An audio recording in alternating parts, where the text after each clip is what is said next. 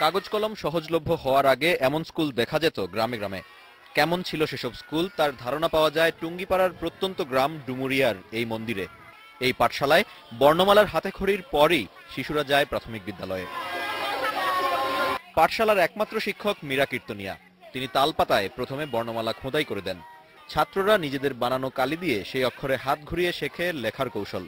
বাচ্চাদের পাতা নিয়ে এসে ওরা বাড়ি থেকে পাতা নিয়ে আসার পর আমি পাতাগুলো আঁকে দিই, ওই স্বরেও আঁকে দিই, পক্ষ আঁকে দিই, ওইগুলো ওর পদ্মে ডাকায়। ওরা ওই ডাকাতি কয়েকদিনের ভিতরে ওরা স্বরেও বা পক্ষ এগুলো দুইটাই শিখে যায়।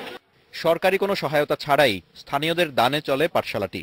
ধান কাটা মৌসুমে গ্রাম থেকে ধান তুলে বেতন হিসাবে দেয়া হয় শিক্ষকদের। শিক্ষা জীবনে এই পাঠশালা থেকে এখান থেকেই হাতে করে শিখেছি, তালপাতা থেকে শুরু করেছি লেখাপড়া এখান থেকে শিখে। তারপর প্রাইমারি থেকে মাধ্যমিক পাস করে আবার উচ্চ মাধ্যমিক পাস করে এখন আমার কর্মজীবন ব্যবসার মধ্যে আমি। পাঠশালা থেকে হাতে খড়ি নিয়ে কলেজ বিশ্ববিদ্যালয়ে পড়ছে ছাত্ররা। ছেলেবেলার স্মৃতি এখনো মধুর তাদের কাছে। এই স্কুলে পড়াশোনা করে এখন বঙ্গবন্ধু সরকারি বঙ্গবন্ধু কলেজে এখন অনার্স করতেছি অ্যাকাউন্টিংয়ে।